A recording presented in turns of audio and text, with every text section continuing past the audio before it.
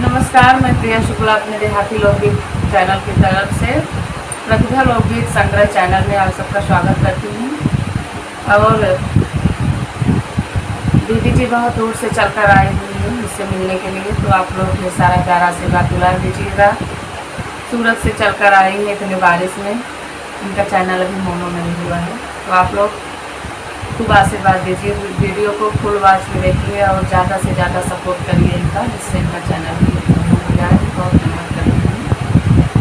और एक विवाह गीत लेकर आई हूँ, हम लोग चल रहे हैं सुनाने, कैसे लगेगा कभी तो जरूर बताना।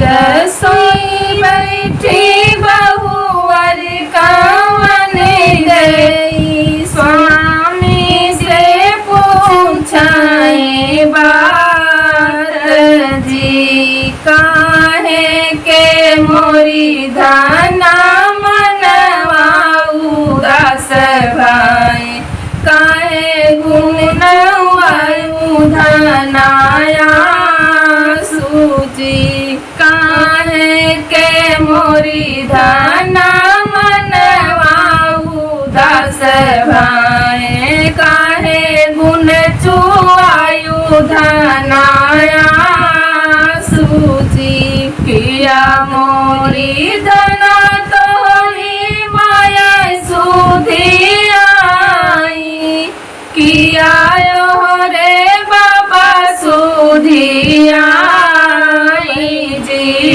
किया सुधी आई धना भैया भतीजवा, किया सुधी आई भौजाई जी, किया सुधी आई धना भैया भतीजवा, किया सुधी आई भौजाई जी, नहीं सुधी आई स्वामी बाबू के माया के, नहीं सुधी आई भौजाई जी, तोहराई माई स्वामी बलिया जय बोलाई, बहिनी तोहारी दाना मार जी, माई तोहारे स्वामी बलिया जय बोलाई, बहिनी तोहारी दाना मार जी, छोटका देवर स्वामी बेरा बोया बोलाई, हमसे सहा नहीं जाई जी, इतनी बचन सुने स्वामी कवन राम, उठे हैं बदन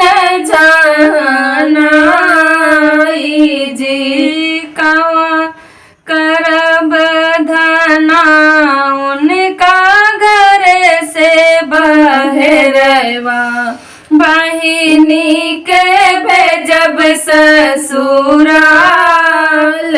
जी, माया जी के करब धना घर से बहरवा, बहिनी के भेजब ससुराल जी, छोट भैया के धना कर भैया लगवा, हम तू रह भैया के जी, छोटे भैया के धना बपनाया लगवा, हम तू रह भैया के जी, इतनी बचन सोनी धाना कवन दे, स्वामी जी से बोलई मुस्काई जी, चुप रहा मोरे स्वामी, ऐस जी नी करा तू बात जी, चुप रहा ए मोरे स्वामी, सजनी करा तू बात जी। माया तो हरि स्वामी तो हरि मायरिया, बहिनी जय जय है ससुराल जी। माया तो हर स्वामी तो हरि मायरिया, बहिनी जय जय है ससुराल जी। छोटका देवर प्रभु दाहिने बहिया, हम देखे अकेल तोहार जी।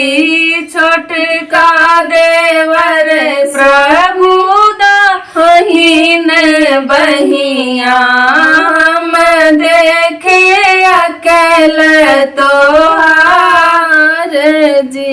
हम रहबै मोरे स्वामी सबके सथवा, पर खाऊ अकेल तोहार जी। हम रहबै स्वामी सबके सथवा, देखूं प्रभु अकेल तोहार जी।